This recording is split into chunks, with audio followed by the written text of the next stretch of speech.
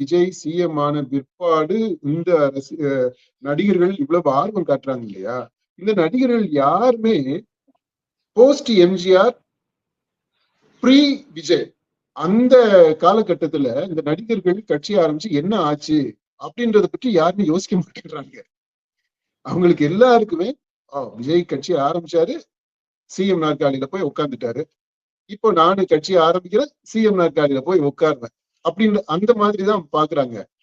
இது ரொம்ப சிறு பிள்ளைத்தனமான ஒரு ஆசை. இப்ப இந்த நடிகர்களுக்கு எல்லாருக்குமே எம்ஜிஆர் காலத்துல இருந்து விஜய் காலத்து வரைக்கும் இடைப்பட்ட அந்த காலகட்டத்துல வந்த நடிகர்கள் எல்லாருக்குமே மக்கள் அது மாதிரி ஒரு பொறுப்புள்ள பெற்றோரா இருந்து இந்த வாக்காளர்கள் பாடம் கற்பிச்சிருக்கிறாங்க. இப்ப இவங்களுக்கும் அந்த மாதிரியான ஒரு பாடத்தை கற்பிப்பாங்க அப்படின்றதான் என்னுடைய ஃபர்ஸ்ட் நீங்க கேட்ட உடனே எனக்கு மனசுல தோன்ற அந்த கருத்துப்பா.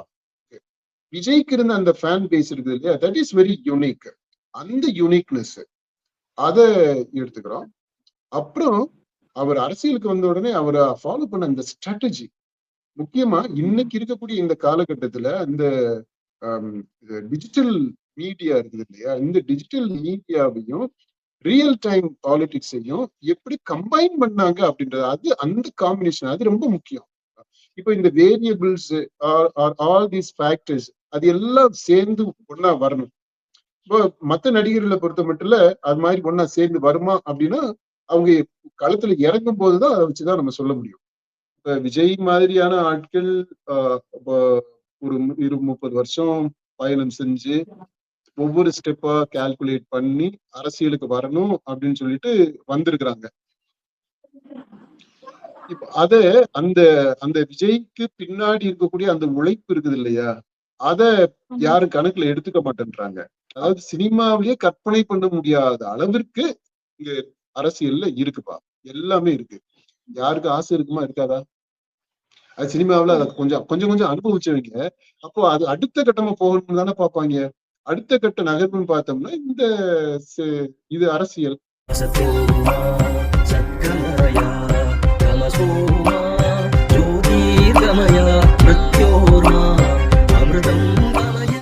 இப்ப 2031 நோக்கி படையெடுக்கும் சினிமா பிரபலங்கள் நடிகர்கள் அந்த பட்டியலப்பா எடுத்துக்கிட்டோம்னா, இப்போ எம்ஜிஆர் அரசியலுக்கு முதலமைச்சர் ஆனாரு.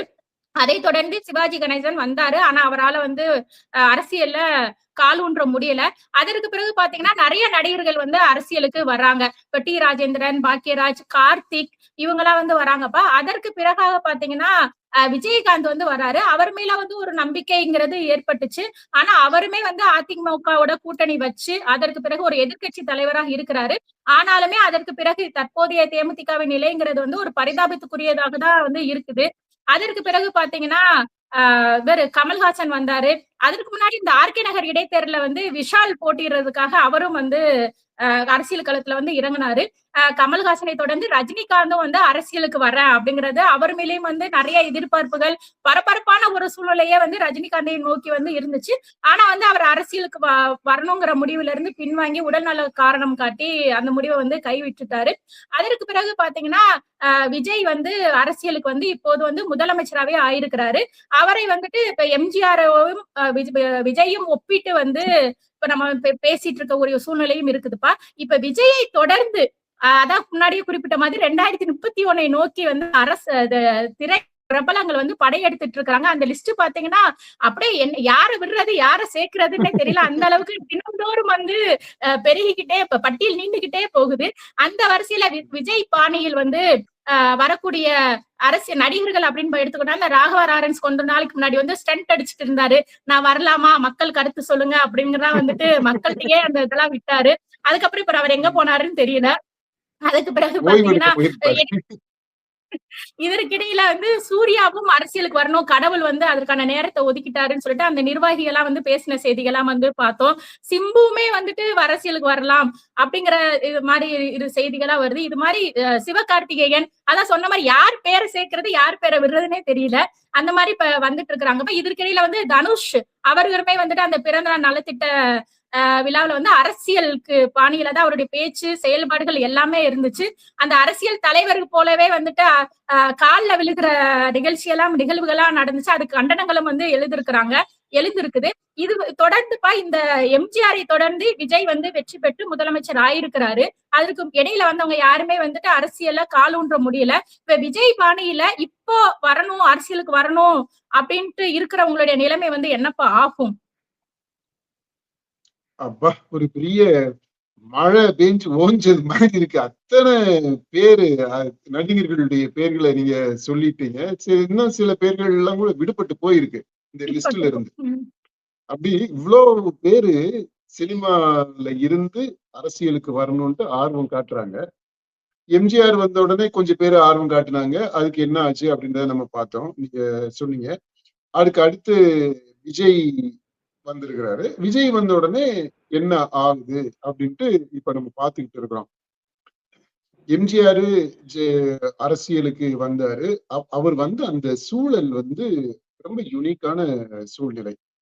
அதுக்கப்புறம் அவர் தொடர்ந்து வந்தவங்க, அதாவது 1972 அவர் கட்சி ஆரம்பிச்சது இல்லையா? 72க்கு அப்புறம் 24 ஜோசப் விஜய் கட்சி ஆரம்பிச்சது 24ல 2024. இப்ப இத்தனை வருஷங்கள்ல அரசியல்வாதிகள் நிறைய பேர் இந்த சினிமா பின்புலத்துல இருந்து வந்திருக்கிறாங்க. புதுசா கட்சிகளை ஆரம்பிச்சிருக்கிறாங்க, அல்லது ஏற்கனவே இருந்த கட்சிகளுக்கு சப்போர்ட் பண்ணவங்க. அது ஒரு பெரிய லிஸ்ட். அதை விட்டுட்டீங்க. ஏற்கனவே இருக்கக்கூடிய அந்த திமுக, அதிமுக இந்த மாதிரியான கட்சிகள், விடுதலை சிறுத்தைகள், பாமக இந்த மாதிரியான கட்சிகள் எல்லாத்துக்கும் நடிகர்கள் ஆதரவு தெரிவிச்சாங்க இல்லையா?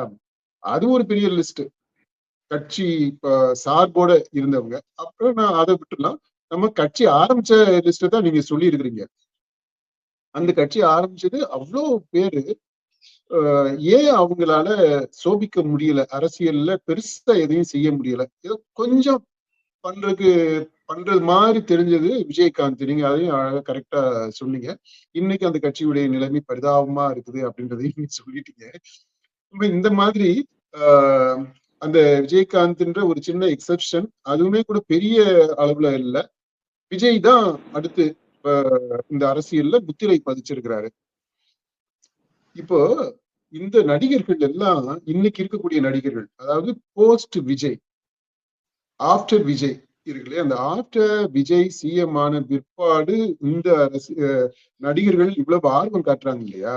இந்த நடிகர்கள் யாருமே போஸ்ட் எம்ஜிஆர், ப்ரீ விஜய் இந்த காலகட்டத்துல இந்த நடிகர்கள் கட்சி ஆரம்பிச்சு என்ன ஆச்சு அப்படின்றத பற்றி யாருமே யோசிக்க மாட்டேங்கிறாங்க. அவங்களுக்கு எல்லாருக்குமே விஜய் கட்சி ஆரம்பிச்சாரு, சிஎம் நாற்காலியில போய் உட்கார்ந்துட்டாரு. இப்போ நானு கட்சி ஆரம்பிக்கிறேன், சிஎம் நாற்காலியில போய் உட்காருவேன் அப்படின்னு அந்த மாதிரிதான் பாக்குறாங்க. இது ரொம்ப சிறுபிள்ளைத்தனமான ஒரு ஆசை. இப்ப இந்த நடிகர்களுக்கு எல்லாருக்குமே நீங்க சொன்ன இந்த லிஸ்ட், அதாவது விஜய் சிஎம் ஆன பிற்பாடு இப்போ ஆர்வம் காட்டுறாங்க இல்லையா? இவங்க எல்லாருக்குமே ஒரு சிறுபிள்ளைத்தனமான ஆசை. அது குழந்தை கடைக்கு நீங்க போறீங்க, ஒரு குழந்தை ஒரு பொருளை வாங்கினா நம்ம குழந்தையும் அந்த பொருளை வாங்கணும்னு பார்ப்போம். அல்லது அந்த ஒரு பக்கத்து வீடுகள் எடுத்துக்கங்களேன், நெய்பர்ஸ் இருக்கிறாங்க அப்படின்னா, பக்கத்து வீட்டுக்கார குழந்தை வந்து ஒரு டாய், ஒரு பொம்மை வாங்கிடுச்சு அப்படின்னா நம்ம பிள்ளையும் அந்த பொம்மையை வாங்கணும்னு பார்ப்போம். அல்லது நம்ம வீட்டுல ஒரு குழந்தைக்கு ஒரு பொருளை வாங்கி கொடுத்துருக்கீங்க, ஒரு காரை வாங்கி கொடுத்துருக்கீங்க அப்படின்னா பக்கத்து வீட்டு குழந்தையும் அந்த மாதிரி கார் கேட்கும். இல்ல, இது வந்து குழந்தைகளுடைய மனநிலை அப்படித்தான் இருக்கும். அது பார்த்த உடனே ஆசைப்படுறத கேட்கும், அது கம்பேர் பண்ணி பார்க்கும். இது குழந்தைகளுடைய இயல்பு. அது பெற்றோர்கள் வந்து அதுக்குரிய விதத்துல அதை டீல் பண்ணி அதை ஒண்ணு வாங்கி கொடுப்பாங்க, அல்லது அது எப்படி பண்ணணுமோ அதை செஞ்சுக்கிடுவாங்க. ஒரு முதிர்ச்சியான பெற்றோர், குழந்தைகளை வளர்க்க தெரிஞ்ச பெற்றோர் அப்படி செய்வாங்க. இப்போ இந்த நடிகர்கள் எல்லாருமே இந்த சிறு பிள்ளைகள் மாதிரி ஆசைப்படுறாங்க. ஆசைப்பட்டு விஜய் வந்து சிஎம் நாற்காலி, அது ஒரு பொம்மை அப்படின்னு நினைச்சுக்கிட்டாங்க. அந்த பொம்மை அவர்கிட்ட இருக்கு, அது மாதிரி எனக்கு ஒரு பொம்மை வேணும் அப்படின்னு சொல்லிட்டு கட்சி ஆரம்பிக்க போறேன்ட்டு வர்றாங்க.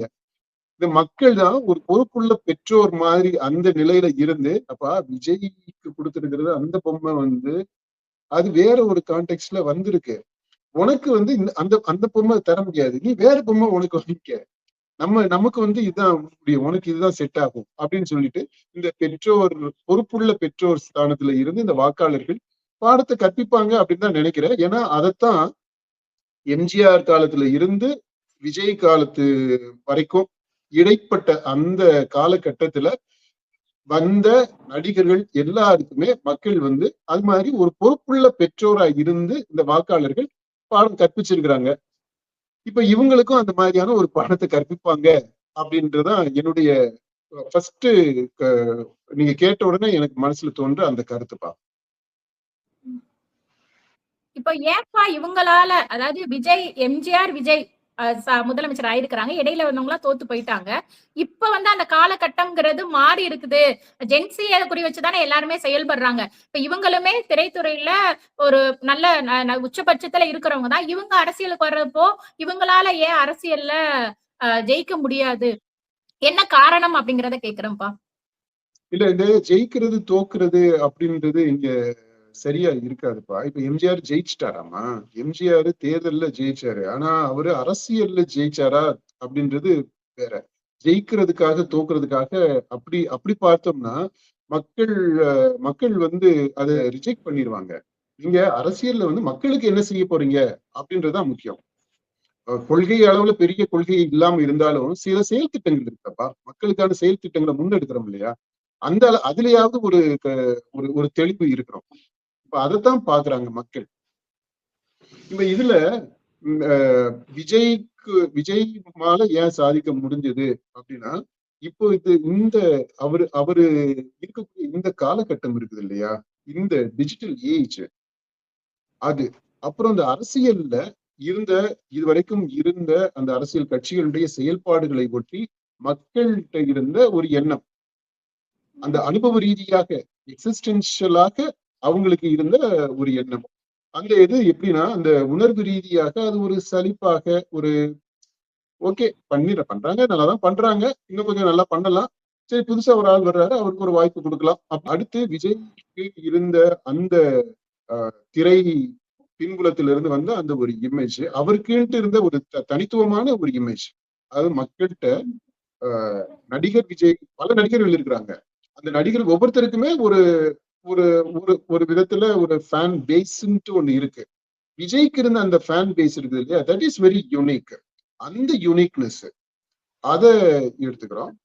அப்புறம் அவர் அரசியலுக்கு வந்த உடனே அவரை ஃபாலோ பண்ண அந்த ஸ்ட்ராட்டஜி, முக்கியமா இன்னைக்கு இருக்கக்கூடிய இந்த காலகட்டத்துல இந்த டிஜிட்டல் மீடியா இருக்குது இல்லையா, இந்த டிஜிட்டல் மீடியாவையும் ரியல் டைம் பாலிடிக்ஸையும் எப்படி கம்பைன் பண்ணாங்க அப்படின்றது, அந்த காம்பினேஷன் அது ரொம்ப முக்கியம். அது வெறுமனே டிஜிட்டல் மீடியாவை பயன்படுத்தினால வந்துடல, இந்த டிஜிட்டல் மீடியாவையும் ரியல் பாலிடிக்ஸ் இருக்குது இல்லையா, கள அரசியல், இது ரெண்டையும் எப்படி இது பண்ணாங்க, கம்பைன் பண்ணாங்க. அதாவது இந்த ரியல் டைம் பாலிடிக்ஸ் அப்படின்றதவே அப்படியே எப்படி டிஜிட்டல் மீடியாவுக்கு டிரான்ஸ்பர் பண்ணாங்க, அந்த டிஜிட்டல் மீடியாவில் இருக்கக்கூடிய அந்த அரசியலை எப்படி ரியல் பாலிடிக்ஸுக்கு, கள அரசியலுக்கு டிரான்ஸ்பர் பண்ணாங்க, இந்த மியூச்சுவல் டிரான்ஸ்பரபிலிட்டி, அது ரொம்ப முக்கியம்ப்பா. அது ரொம்ப, நான் சொல்றது எப்படி எத்தனை பேருக்கு புரியுறது மாதிரி நான் சொல்றேன்னு தெரியல, ஆனா அந்த டிரான்ஸ்பரபிலிட்டின்றது ரொம்ப முக்கியம், அந்த சினர்ஜி அப்படின்றது ரொம்ப முக்கியம். அதை வந்து ரொம்ப யுனிக்கா அவங்க வந்து செஞ்சாங்க. இப்ப இது எல்லாமே சேர்ந்துதான் கியூமுலேட்டிவா ஒன்னா சேர்ந்து அப்படி ஒரு விளைவை ஏற்படுத்தி இருக்கு. அதுல வெறுமனே ஜென்சி மட்டும் கிடையாது, ஜென்சியினுடைய அந்த ரோல் ஒரு முக்கியமான ரோல் தான். அப்புறம் அவருடைய ரசிகர்கள் அவங்க பிளே பண்ண ரோல் ஒரு முக்கியமான ரோலு. அப்புறம் அவருடைய பெண் ரசிகர்கள் அது ஒரு முக்கியமான ரோலு. இதை தாண்டி ஜென ஆல்பா, அதாவது வாக்களிப்பதற்கு உரிமையே இல்லாத, இன்னும் வயசுக்கே வராத சின்ன பசங்க, அவங்க வந்து எப்படி இந்த அரசியல்ல தாக்கத்தை ஏற்படுத்தினாங்க அப்படின்றது அதுவும் ரொம்ப முக்கியம். இப்படி இது எல்லாத்தையும் சேர்த்து பார்க்கணும். இப்படி எல்லாம் சேர்ந்து அமைந்த இந்த வரப்பு சாதம் இந்த இருக்கு இல்லையா, it is a great gift அப்படின்னு தான் சொல்லணும். அது மாதிரி எல்லாம் சேர்ந்து ஒன்னா சேர்ந்து வந்தது. இப்படிப்பட்ட ஒரு வாய்ப்பு விஜய்க்கு அமைஞ்சிருந்தது. இதே மாதிரியான வாய்ப்பு மற்றவங்களுக்கு அமையுமா அப்படின்னா அமையறதுக்கான சூழல் இல்லை. ஏன்னா ஒவ்வொரு ஃபேக்டரையுமே நம்ம எடுத்து பார்க்கணும். இப்ப நம்ம லிஸ்ட் அவுட் பண்ண பாத்தீங்களா, அது எல்லாமே ஒரு காரணி அப்படின்னு எடுத்துக்கலாம், ஒரு ஃபேக்டர்னு எடுத்துக்கலாம், ஒரு வேரியபிள் அப்படின்னு எடுத்துக்கலாம். இப்ப இந்த வேரியபிள்ஸ் ஆல் தீஸ் ஃபேக்டர்ஸ் அது எல்லாம் சேர்ந்து ஒன்னா வரணும். இப்போ மத்த நடிகர்களை பொறுத்த மட்டும் அது மாதிரி ஒன்னா சேர்ந்து வருமா அப்படின்னா அவங்க களத்துல இறங்கும் போதுதான் அதை வச்சுதான் நம்ம சொல்ல முடியும். இன்னைக்கு சூழ்நிலையில அதாவது 2024 இருந்து 2026 வரைக்கும் விஜய்க்கு ஃபேவரபிளா இருந்த அல்லது ஃபேவரபிளா அவங்க ஆக்கிக்கிட்ட அந்த சூழல் வெறுமனே இது அப்படி இருக்குல்ல, அதை அப்படி உருவாக்குனாங்க, அப்படி ஒரு சூழலை உருவாக்குனாங்க. அதுவும் ரொம்ப முக்கியம் அரசியல்ல. அப்ப என்ன ஆச்சுன்னா விஜய் பண்ணின அந்த அரசியலும் மற்ற கட்சிகள், அந்த established parties, DMK, ADMK, Congress, BJP, இவங்க பண்ணக்கூடிய அந்த கன்வென்ஷனல் பாலிடிக்ஸும் பெரிய இடைவெளி. அந்த கன்வென்ஷனல் பாலிடிக்ஸ் பண்ணக்கூடியவங்களுக்கு இந்த மாதிரியான சினர்ஜைஸ்டு பாலிடிக்ஸ் நான் சொன்னேன் பாத்தீங்களா, அந்த டிஜிட்டல் மீடியா பாலிடிக்ஸும் ரியல் டைம் பாலிடிக்ஸும் அந்த காம்பினேஷன், அந்த மியூச்சுவல் டிரான்ஸ்பரபிலிட்டி, அந்த சினர்ஜி, அத இவங்களால புரிஞ்சுக்க முடியல. அதுதான் அந்த பிரச்சனை. இப்போ அடுத்து வரப்போறது ஒருத்தரா நீங்க எப்படி தனுஷை பத்தி பேசலாமா, இல்ல ஒரு ஆக்டரா நீங்க பாக்கலான்றீங்களா? ஏன்னா இது விஜயுடைய கான்டெக்ட், எனக்கு ஒரு கேள்வி இருக்குது. இப்ப என்னன்னு பாத்தீங்கன்னா, இப்போ ஒரு துறையில இருக்கிறாங்க அப்படின்னா அந்த துறையில தான் நம்ம சிறந்து விளங்கணும், அவங்க இடத்த நம்ம அச்சீவ் பண்ணணும் அப்படிங்கறதான் பொதுவா எல்லாருக்குமே இருக்கக்கூடிய ஒரு விஷயமா இருக்கும். இப்போ திரைத்துறை எடுத்துக்கிட்டோம்னா இப்போ ரஜினி இடத்தை பிடிக்கணும், கமல் இடத்தை பிடிக்கணும் அப்படிங்கிற மாதிரி, விஜய் இடத்தை பிடிக்கணும், அஜித் இடத்தை பிடிக்கணும், அப்படி ஒவ்வொரு இளைய தலைமுறை அதுக்கு போட்டி போடுவாங்க. இப்ப பாத்தீங்கன்னா எல்லாரும் விஜய் முதலமைச்சர் ஆனோட எல்லாரும் முதலமைச்சர் ஆகணும் அப்படிங்கறது நோக்கத்தோட தானப்பா வர்றாங்க. எதனால இந்த இதுங்கிறது விஜய் போயிட்டாரு, அந்த இடத்த நம்ம பிடிக்கணும், அதுல சிறந்து விலகணும் அப்படிங்கிற மனப்பாங்கு போய் எல்லாரும் அரசியலுக்கு முதலமைச்சர் ஆயிரணும் அப்படிங்கிற பாணியில தானப்ப எல்லாரும் வந்துட்டு இருக்கிறாங்க. எல்லாம் ஆசைதான்ப்பா. இதுல ஒண்ணும் பெரிய சொல்றதுக்கு பெருசா ஒண்ணு கிடையாது. சினிமாவுல வந்தாங்க, சினிமாவுல ஏதோ சாதிச்சிருக்கிறாங்க, சில பேரு சாதிச்சிருக்கிறாங்கன்னா சில படங்களை கொடுத்திருக்கிறாங்க, ஓரளவிற்கு பணத்தை சேர்த்திருக்கிறாங்க, ஒரு நல்ல பேர் வாங்கியிருக்கிறாங்க, சில அவார்ட்ஸ் வாங்கியிருக்கிறாங்க, அல்லது ஒரு ஃபேன் பேஸ், ஒரு ரசிகர்களுடைய கட்ட அமைப்பை உருவாக்கி இருக்கிறாங்க, ரசிகர் மன்றமா ஒரு ஃபார்மலைஸ் பண்ணிருக்காங்க, இன்ஸ்டிடியூஷனலைஸ் பண்ணி இருக்கிறாங்க. சில பேர் இப்பதான் அறிமுகமாக இருக்கிறாங்க, ஒரு ரெண்டு படம் கிட்ட ஆயிருக்கும், அந்த மாதிரி ஆனா ஒரு ஃபெமிலியரான ஒரு ஃபேஸா ஆயிருப்பாங்க. ஏன்னா இப்பதான் சோசியல் மீடியா வந்துருச்சு, சோசியல் மீடியாவிலேயே செலிபிரிட்டி ஆயிடுறாங்களே. முகம் தெரியணும் அப்படின்றது இன்னைக்கு சினிமாவிலதான் நடிச்சாகணும்ன்ற அவசியம் இல்லை. கூடுதலா சினிமாவில நடிச்சுட்டாங்க அப்படின்னா அதுவும் ஹிட்டா ஒரு படத்துல நடிச்சுட்டாங்க அப்படின்னா ஒரு முகம் தெரிஞ்சிருது. இப்ப என்ன ஆயிடுச்சுன்னா, இப்ப விஜய் மாதிரியான ஆட்கள் ஒரு 30 வருஷம் பயணம் செஞ்சு ஒவ்வொரு ஸ்டெப்பா கால்குலேட் பண்ணி அரசியலுக்கு வரணும் அப்படின்னு சொல்லிட்டு வந்திருக்கிறாங்க.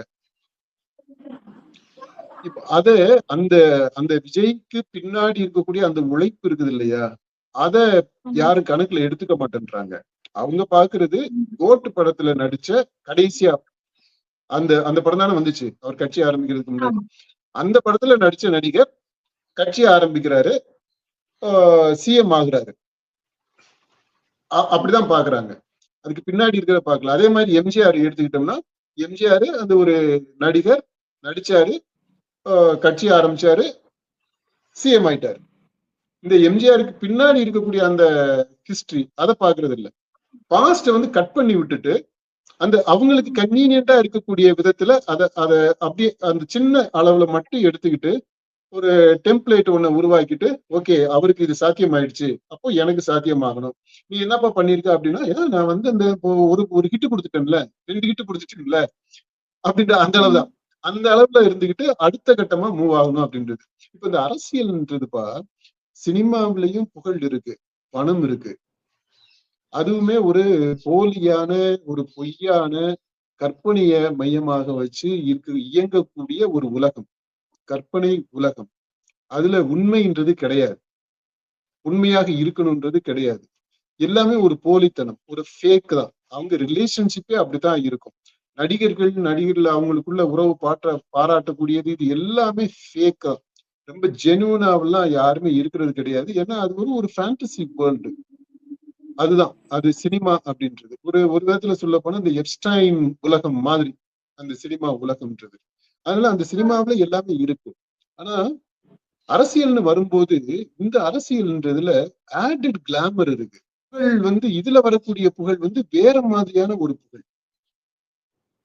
அப்புறம் என்னன்னா ரியல் டைம்ல நம்ம இது எல்லாத்தையும் பார்க்க முடியும். அங்க கற்பனையில தான், கனவுல தான், திரையில தான் பார்க்க முடியும். ரியல் லைஃப்ல இருக்காது. இங்க எப்படின்னா அந்த கனவுல பார்த்த அத்தனை விஷயங்களையும் ரியல் டைம்ல இங்க பண்ண முடியும். யதார்த்த வாழ்க்கையிலேயே நம்ம அதை பண்ண முடியும். இப்ப சினிமாவுல அவர் ஒரு சிஎம்மா வேஷம் போட்டு ஒரு ரோல் பிளே பண்ணி அப்படியே அந்த கான்வாயோட போறது மாதிரி கற்பனை பண்ணிக்கலாம் அவங்க. ஆனா அந்த ஷூட்டிங் டயத்துல அதை பண்ணலாம், ரசிச்சுக்கலாம். ஆனா இங்க பாத்தீங்கன்னா அது ரியலாகவே அவர் வரும்போது பார்த்தா கான்வாய் வருது, மக்கள்லாம் நிக்கிறாங்க, அவ்வளவு பேரும் இது பண்றான். நீங்க இந்த தனுஷுக்கு சொன்னீங்க பாத்தீங்கன்னா அந்த காலில் விழுகிறது, அது மாதிரி உண்மையிலேயே விழுகிறான். இப்ப தனுஷ் இதுல எல்லாம் சொல்லி வச்சுதான் போய் விழுந்திருக்கிறாங்க. அது அது ஒரு இமேஜை கிரியேட் பண்ணணும் அப்படின்றதுக்காக. அதை பற்றி காமெண்ட் சொல்லணும்னு அப்புறமா சொல்லிக்கலாம். இப்ப இங்க உண்மையாவே விழுகிறாங்க. அது ஜெயலலிதா அம்மாலாம் இருக்கும்போது நீங்க பாத்தீங்களா, அவ்வளவு பேரும் நிமிர்ந்தே ஒரு ஆம்பளை கூட நிமிர்ந்து நிக்க மாட்டான். அரசு அதிகாரிகள், அமைச்சர்கள் எல்லாருமே அரசியல்வாதிகள், அரசு அதிகாரிகள் எல்லாருமே அப்படியே நிமிர்ந்து யாருமே நிக்க மாட்டாங்க. ஆம்பளையாடி யாருமே நான் தெரிஞ்சு ஜெயலலிதா பக்கத்துல நிமிர்ந்து நெஞ்சை நிமிர்த்து துணிச்சலோட கௌரவத்தோட சுய மரியாதையோட எவனுமே நின்னது கிடையாதுப்பா. பெண்கள் பக்கத்துல நிப்பாங்க, சில பெண்கள் நான் பார்த்திருக்கேன், அம்மா பக்கத்துல நிக்கிறத பார்த்திருக்கிறேன். ஆண்கள் ஒருத்தம் கூட கிடையாது. அடிச்சு சொல்லலாம். நீங்க எல்லாத்தையும் நீங்க விஷுவல்ஸ் எல்லாம் எந்த விஷுவலையும் எடுத்து பாருங்க. அப்படியே கோணி கூணி குறுகி வளைஞ்சி நெளிஞ்சு அப்படிதான் நிப்பாங்க. அப்புறம் அம்மாவை பார்த்த உடனே அப்படியே சாஷ்டாங்கமா விழுகிறது. எந்த கோயில்ல கூட எவனுமே அந்த மாதிரி எல்லாம் விழுந்து உருண்டு எந்திரிச்சிருக்க மாட்டாங்க. இது அரசியல்ல நடக்குது. அடுத்து கற்பனைக்கு எட்டாத அளவுக்கு உங்களுக்கு பணம், ஆக்சஸ் டு மணி, வெல்த். அதாவது இப்ப இன்னைக்கு இருக்கக்கூடிய அரசியல்வாதிகள் எடுத்துக்கீங்களேன், இந்த பெரிய பெரிய அமைச்சர்கள் அப்படி இப்படிலாம் இருக்கிறாங்க இல்லையா, பெரிய அமைச்சர்கள், நல்ல அமைச்சர்கள், நேர்மையான அமைச்சர்கள் அப்படின்னு பேர் வாங்கின ஆட்கள் எல்லாம் நீங்க எடுத்துக்கங்க. அவங்களுக்கு எல்லாம் எவ்வளவு சொத்து இருக்குதுன்ட்டு அவங்களுக்கே தெரியாது. ஏன்னா சொத்து பூராமே பினாமி பேர்ல இருக்கு. எவன் அவனுக்கு பினாமியா இருக்கிறான் அப்படின்றதே தெரியாது. அது அதை கண்டுபிடிக்கிறதே ஒரு பெரிய இதா இருக்கும். ஏன்னா இந்த மாதிரி தான் இருக்கு அரசியல்ல. அப்ப ஆக்சஸ் டு வெல்த், மணி, ஐயோ கணக்கில் அடங்காத அளவுக்கு சொத்துக்கள் இருக்கு. இதெல்லாம் சினிமாவுல நீங்க ஒரு ஸ்கிரிப்ட்ல கூட அதை கற்பனை பண்ணி எழுத முடியாது, அந்த அளவுக்கு சொத்து இருக்கு. இங்க வந்த பிற்பாடுதான் விஜய் எல்லாம் இப்ப டிஸ்கவர் பண்ணுவாருன்னு நினைக்கிறேன். சினிமாவுல நம்ம ரொம்ப மிகைப்படுத்தி சொல்றோம்னு நினைச்ச விஷயத்தை விட பல மடங்கு, பல 100 மடங்கு மிகைப்படுத்தப்பட்டதாக ரியாலிட்டி இருக்கு. அவன் குடவுன் மாதிரி வச்சு பணத்தை கட்டி போட்டு வச்சிருக்கிறாங்க, தங்க கட்டிகளை பதுக்கி வச்சிருக்கிறாங்க. எது எங்க இருக்குதுன்னே தெரியல. ரெய்டு போறவங்க கூட பார்த்துட்டு பல சமயங்கள்ல அவங்களுக்குள்ள ஒரு அட்ஜஸ்ட்மெண்ட் இருக்கு, அதெல்லாம் பண்ணிட்டு இருக்கிறாங்க. சரி, அது அந்த ஏரியாவுக்குள்ள இப்ப நம்ம போக வேண்டாம் டீட்டெயிலா. இதுதான் இப்ப அரசியல். அது மாதிரி ஆக்சஸ் டு எல்லா விதமான தப்புகளும் சினிமாவுல நீங்க எதெல்லாம் இந்த இம்மாரல் அப்படின்னு சொல்றீங்களோ, ஒழுங்கீனம் அப்படின்னு எல்லாம் சொல்லுவாங்கல்ல சினிமாக்காரங்க, ஒழுக்கம் கெட்டவனுங்க, அந்த மாதிரி எல்லாம் பேச்சு இருக்கும் தெரியுமா. அதை விட பல மடங்கு இங்க மோசமா. அது அப்பப்போ அந்த ஆடியோ லீக்ஸ் வரும் தெரியுமா அந்த அரசியல்ல. அதை வச்சுக்கிட்டு அது சும்மா நமக்கு ஒரு ஃபோக் டேஸ்ட் மாதிரி தான். சும்மா ஒரு டேஸ்ட் பண்றதுக்கு ஒரு இந்த குழம்பெல்லாம் எப்படி இருக்குன்னு செக் பண்ணுவோம் பாத்தீங்களா, உப்பு இருக்கா புளி இருக்கான்ட்டு, அந்த மாதிரி பாத்துக்கிறதுக்கான விஷயம் தான். அதனால அதுல இருந்தே நமக்கு தெரியுது என்ன அட்டூழியங்கள் அட்டகாசங்கள் நடக்குது அப்படின்றது. சோ இது எல்லாமே சினிமாவுல நீங்க சொன்ன விஷயத்துல கற்பனை கெட்டாத அளவுக்கு, அதாவது சினிமாவிலேயே கற்பனை பண்ண முடியாத அளவிற்கு இங்க அரசியல்ல இருக்குப்பா. எல்லாமே இருக்கு. யாருக்கு ஆசை இருக்குமா இருக்காதா? அது சினிமாவுல அதை கொஞ்சம் கொஞ்சம் கொஞ்சம் அனுபவிச்சவங்க அப்போ அது அடுத்த கட்டமா போகணும்னு தானே பார்ப்பாங்க. அடுத்த கட்ட நகர்வுன்னு பார்த்தோம்னா இந்த இது அரசியல். சினிமாவில் இருக்க எல்லா கேரக்டரிஸ்டிக்ஸும் இங்கேயும் இருக்குது. இதுவும் ஒரு மேக் பிலீஃப் தான். அதாவது ஒரு போலியான பொய்யான ஒரு உலகம். இங்க உண்மைன்றதே கிடையாது. உண்மையாக கட்டமைக்கப்படுகின்ற பொய்கள். அதுதான் இங்க இருக்கும். எப்படி சினிமாவுல கற்பனை இருக்கோ, கனவு இருக்கோ, அதே மாதிரிதான் இங்கேயுமே அரசியல்லையும் இருக்கு. கற்பனை, கனவு. அதுக்கு பேர்கள் வந்து பெத்த பேர்களை சொல்லிக்கிருவாங்க, அவ்வளவுதான்.